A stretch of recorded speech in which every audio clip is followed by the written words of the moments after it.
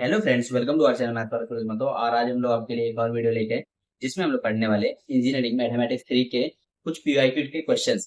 ये प्लेलिस्ट हम लोगों ने स्टार्ट किया था पीवाईक्यू का, और इस पे हम लोगों ने कुछ टॉपिक्स कवर कर लिए, जैसे कि स्पेसमैन, कोरिलेशन कोएफिशिएंट और स्टैटिस्टिक्स अभी चल रहा है। और हम लोग का ट्राई है कि हम लोग पूरे चैप्टर्स के पीवाईक्यूज कवर कर ले। और इस वीडियो में हम लोग पढ़ने वाले प्रोबेबिलिटी। अभी बात करूँ प्रोबेबिलिटी का, तो ये बहुत ही इंपॉर्टेंट है आप लोग के लिए, क्योंकि हर पेपर को अगर आप लोग देखोगे ना, चाहे आप 2022 का कोई भी पेपर देख लो, मई दिसंबर का, 2023 का देख लो, 2024 का देख लो, डीएससी का पेपर देख लो, सब में आपको प्रोबेबिलिटी 18 मार्क्स का तो क्वेश्चन आता है। 6 मार्क्स के आपको 3 क्वेश्चन पूछे जाते हैं हर बार। और जो सम है ना, एक ही जैसे सम बार बार पूछे जाते हैं। लाइक कुछ टॉपिक जो इसमें कवर होते हैं, आप लोग को जो वैरायटी ऑफ सम पूछे जाते हैं वो ऑलमोस्ट सेम ही टाइप के होते हैं। अगर आप लोग देखोगे क्वेश्चंस, तो आपको डिस्क्रीट रैंडम वेरिएबल के ऊपर क्वेश्चंस होते हैं, कंटीन्यूअस रैंडम वेरिएबल वाले क्वेश्चंस होते हैं, इसके अलावा मोमेंट जनरेटिंग फंक्शन और इसके ऊपर भी क्वेश्चंस होते हैं। इसके अलावा मीन वेरिएंस कैसे कैलकुलेट करते हैं उसके ऊपर आपको क्वेश्चन होंगे, और एक दो क्वेश्चन है जो अदर टाइप के। तो हम लोग एक एक करके सारे कवर करने वाले हैं। सबसे पहले हम लोग मूव करते हैं डिस्क्रीट रैंडम वेरिएबल की तरफ।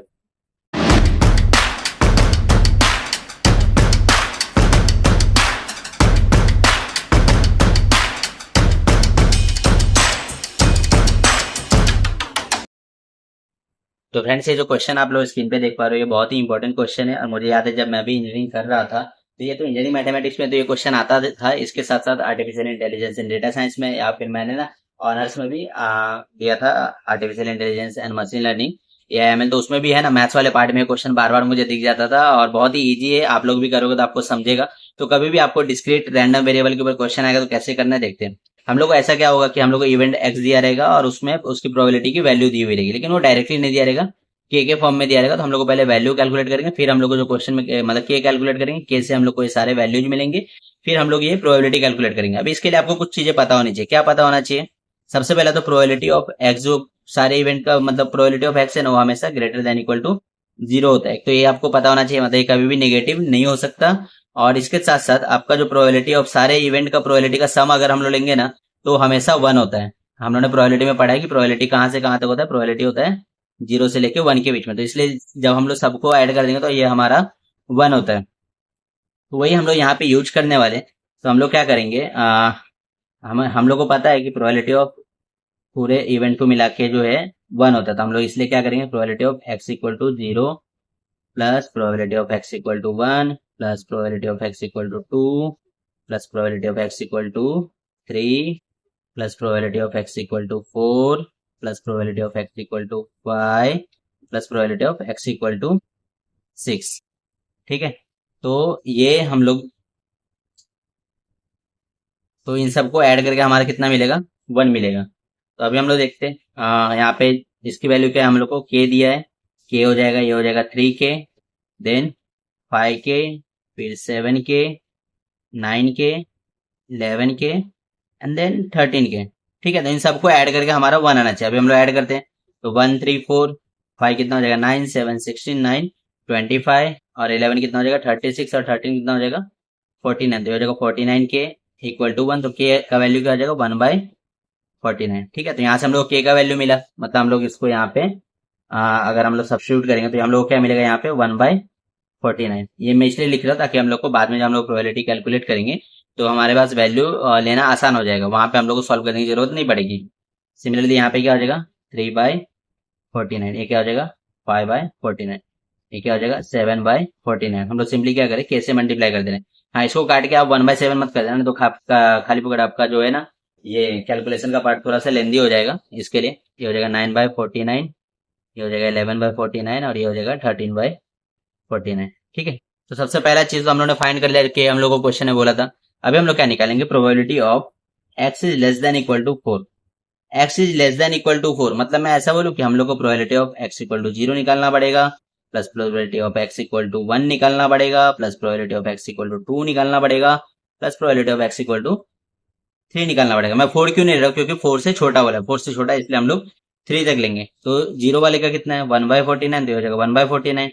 यहाँ 1 वाले का क्या है, 3/49, तो हो जाएगा 3/49, ये हो जाएगा 5/49, और यहाँ पे ये हो जाएगा 7/49। अगर हम लोग यहाँ पे तीनों को ऐड कर देंगे सबको मिला के, तो क्या हो जाएगा 5 7 5 12 3 15 1 16, तो क्या हो जाएगा 16/14, मतलब हम लोग को probability of x less than 4 जो है वो मिला 16/49। इसको चाहो तो आप लोग एक और मेथड से कर सकते हो, बट नहीं करोगे तो भी चलेगा ही। वो ऐसा हो सकता है कि probability of x is less than equal to 4 equal to 1 minus probability of x equal to greater than equal to 5। तो उसमें क्या करो, 1 में से आप 5 sorry greater than equal to 4, आप क्या हो जाएगा यहाँ पे ग्रेटर देन इक्वल टू 4, तो वो भी करोगे तो आपको वही आंसर आएगा। ये नहीं भी समझा तो इसको अभी ऐसे ही रहने दो, ये आपको मेथड समझाना, इससे करोगे तो भी आपको मार्क्स मिलेगा ही। ठीक है, तो ये पार्ट हमारा हो गया। अभी हम लोग क्या करेंगे, जो सेकंड पार्ट है क्वेश्चन का, probability of x is greater than 3 and less than equal to 6। ठीक है, तो ग्रेटर देन 3 बोला है, तो हम लोग इसमें क्या कह लेंगे, probability of x equal to 4 लेंगे। 3 क्यों नहीं लेंगे, क्योंकि 3 से बड़ा बोला है, तो 4 हो जाएगा plus probability of x equal to 5 हो जाएगा, then probability of x equal to 6। अभी यहाँ पे मैंने 6 को क्यों कंसिडर किया, क्योंकि यहाँ पे इक्वल टू भी बोला है, तो क्या हो जाएगा x इक्वल टू 4 का वैल्यू क्या है हमारे पास 9/49, ये क्या हो जाएगा 11/49, और ये क्या हो जाएगा 13/49। तो सबको अगर हम लोग यहाँ पे ऐड करते हैं तो हम लोग को आंसर क्या मिलेगा 11 9 20, और ये 13 कितना हो जाएगा यहाँ पे 33/49। तो ये हम लोग को यहाँ पे आंसर मिला 33/49। तो इसी के साथ हम लोगों ने ये पहला सम कर लिया। देखो कितना इजी क्वेश्चन है, आप लोग को सिंपली क्या करना है, के कैलकुलेट करना है, देन ये और ये प्रोबेबिलिटी, और इससे आपको 6 मार्क्स मिल जाते हैं। और इंजीनियरिंग स्टूडेंट्स को तो पता ही होगा कि 6 मार्क्स की वैल्यू कितनी ज्यादा होती है। ठीक है, अभी हम लोग एक और क्वेश्चन लेते हैं जो कि बहुत ही इंपॉर्टेंट है, वो भी पिछले कुछ सालों में बार बार पूछा गया है। तो ये वो क्वेश्चन है जो कि आपको दिसंबर 2023 के पेपर में पूछा गया था, और इसके अलावा जो डीएससी का पेपर होता है ना, उसमें भी मई 2023 में ही आपको पूछा गया था। ठीक है, तो यहाँ पे भी हम लोग सेमी मेथड यूज करने वाले, क्या कि हमारा प्रोबेबिलिटी ऑफ सारे इवेंट को ऐड करके हम लोग को कितना मिलता है 1 मिलता है, तो इसलिए हम लोग यहाँ पे क्या करेंगे, सबको ऐड कर देंगे, तो क्या हो जाएगा probability of x equal to 1 plus probability of x equal to 2। मैं 1 से क्यों ले रहा हूँ, क्योंकि यहाँ पे 0 से स्टार्ट, वहां पे 0 से स्टार्ट किया था, यहाँ पे 1 से स्टार्ट किया, इसलिए मैं 1 ले रहा हूँ।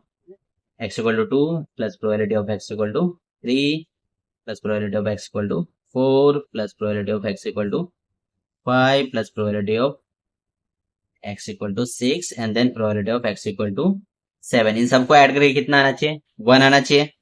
तो ये हमारा क्या हो जाएगा k plus 2k plus 3k plus के स्क्वायर प्लस, यहाँ पे क्वेश्चन में मैंने मिस्टेकली 1 लिख दिया था, ये k होगा। ठीक है, तो k square plus k plus 2k square plus 4k square, इन सबको ऐड करके कितना आ रहा है 1 आ रहा है। तो अगर हम लोग यहाँ पे सॉल्व करेंगे इसको, पहले के वाला पार्ट हम लोग देखते हैं, के प्लस 2 2 1 3 3 6 एंड देन एक और के, तो कितना हो जाएगा 7k। के स्क्वायर वाला देखते हैं 1 2 2 4 एंड देन 4 8, तो क्या हो जाएगा 8k square plus 7k equal to 1, तो 1 को मैं इससे ले लेता हूँ, तो 8k square plus 7k minus 1 equal to 0। अभी इसको आप चाहो तो क्वाड्रेटिक के हिसाब से सॉल्व कर सकते हो, लेकिन अगर आप लोगों को तो एग्जाम में कैलसी अलाउड ही होता है, तो हम लोग कैलसी पे ही कैलकुलेट करते हैं। देखो आपको कैसे करना है, फिर यहाँ पे आपको 5वें नंबर पे देखो आपको इक्वेशन दिख रहा है, तो हम लोग इक्वेशन सेलेक्ट करेंगे, देन हम लोग को क्वाड्रेटिक चाहिए, तो इसलिए 3rd नंबर पे क्वाड्रेटिक है, तो मैं उस पर जाऊंगा, और इसके वैल्यूज हम लोग को असाइन करने पड़ेंगे ए बी एंड सी के। तो ए के वैल्यू यहाँ पे क्या है 8 है, तो ये हो जाएगा 8, फिर यहाँ पे 7 है, तो ये हो जाएगा 7, हम लोग कोएफिशिएंट असाइन करें बेसिकली, और ये -1 है, तो ये क्या हो जाएगा -1। ठीक है, अभी इसको सॉल्व करके देखते कितना आता है, ये 1/8 आया, तो इसलिए हमारा जो यहाँ पे के का वैल्यू आएगा वो आएगा 1/8।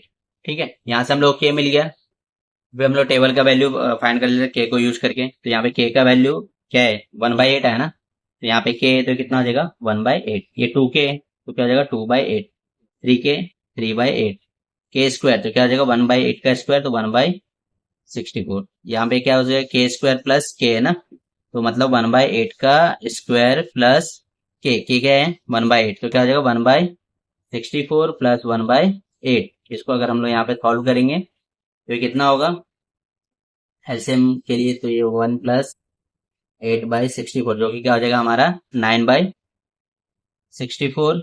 सिमिलरली यहाँ पे 2 इंटू के स्क्वायर है, तो ये हो जाएगा 2/64, और ये 4 इंटू के स्क्वायर है, तो ये हो जाएगा 4/64। तो यहाँ से हम लोग को सारे वैल्यूज मिल गए।